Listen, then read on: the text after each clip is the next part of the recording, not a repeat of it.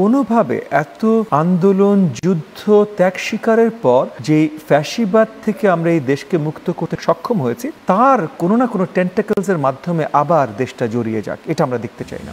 এই গণমাধ্যম কর্মীদের কথা যদি বলি, কারণ কালকে আলোচনায় বলছিল যে গণমাধ্যমও হঠাৎ করে অনেক বেশি সমালোচনায় মুখরিত হচ্ছে অন্তর্বর্তী সরকারে, সেটা আসলে মাননীয় প্রধান উপদেষ্টা কিন্তু সেই যদি বলি যে এক ধরনের এক্সেস সবাইকে দিয়েছে, মন খুলে সমালোচনা করেন, সাহস পাচ্ছে, সবাই করছে।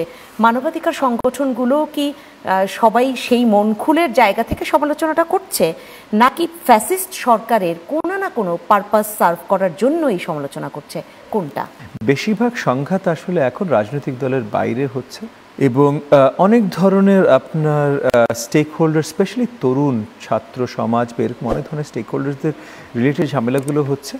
আমরা আরেকটু হয়তো এগেন আমি মানে অন্তর্বর্তীকালীন সরকারকে নিন্দা করা, যে আজাদ ভাইকে নিন্দা করা তা না, তবে অন্তর্বর্তীকালীন সরকারকে আমি নিন্দাও জানাচ্ছি না, তবে একটু সমালোচনা করে বলছি যে ওনাদের এফর্টটা হয়তো আরেকটু শক্ত হলে আরও ভালো হয়। এবং প্রয়োজনে অনেক আগে থেকে, 1 বছর আগে থেকে আমরা এই কথাগুলো বলে এসেছি যে এই এফর্টগুলো যেন আরেকটু শক্ত হয়, সেটার জন্য যদি আমাদের সাথেও মানে রাজনৈতিক মণ্ডলে আমরা যারা আছি আমাদের সাথেও একটু আলোচনার প্রয়োজন পড়ে, তাহলে আমরা সবসময় তাদের সার্ভিসে আছি। আমরা চেষ্টা করি সবসময় তাদেরকে কীভাবে সহযোগিতা করতে পারি আমাদের জায়গা থেকে, আমাদের খুব লিমিটেড জায়গা, আমরা সরকার পরিচালনা নেই।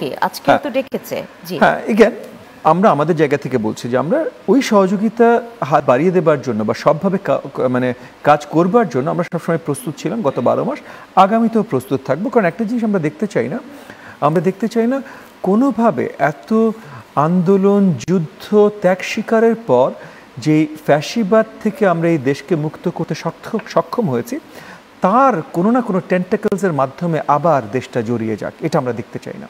সো সেই জায়গা থেকে আমাদের অন্তর্বর্তীকালীন সরকারের সাথে অনেক মতবিরোধ থাকতে পারে, অনেক কিছু আমাদের আমাদের অনেক আপনার অমিল থাকতে পারে, আমাদের অনেক গ্রিভেন্সেসও থাকতে পারে, কিন্তু ওই জায়গাটাতে আমরা সবসময় অন্তর্বর্তীকালীন সরকারের সাথে আছি, পাশে আছি, সহযোগিতা আছি। এরপর এখন আপনি আসলে মানবাধিকার সংগঠনের কথাগুলো, মানবাধিকার সংগঠন কি বলছে না বলছে এগুলো নিয়ে আমি বেশি আলোচনা করব না। আমি ছোট্ট একটা আলোচনায় আসতে চাই যে আজ থেকে মাত্র 2 দিন আগে, মানে 48 ঘন্টা আগে, অলমোস্ট এই সময় এর থেকে একটু আগে নুরুল হক নুরুর উপরে একটা আক্রমণ হলো, এবং এটাকে আমি আসলে আক্রমণ ছাড়া অন্য কোনো ভাষা ব্যবহার করতে পারছি না, বিকজ আইন শৃঙ্খলা বাহিনীর স্পেসিফিক কিছু ম্যান্ডেট আছে, স্পেসিফিক কিছু লিমিটেশন আছে। এক্সেসিভ ফোর্স কখনো একটা আইন শৃঙ্খলা বাহিনী ব্যবহার করতে পারে না, এবং আইন শৃঙ্খলা বাহিনী সরকার দ্বারা পরিচালিত। সরকার, সেটা অন্তর্বর্তীকালীন সরকার হোক, রাজনৈতিক সরকার হোক, যে ধরনের সরকার হোক, সরকার দ্বারা পরিচালিত।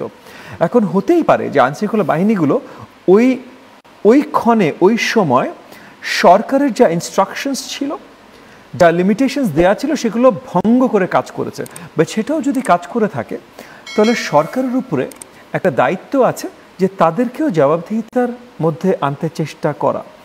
তো নুরুল হক নুরের সাথে যেটা হয়েছে এটা কোনোভাবে অ্যাকসেপ্টেবল না। তার আগে নুরুল হক নূর কি করেছে, তার দল কি করেছে, কি করে নাই, কোনো কিছু এখন আসার কথা না।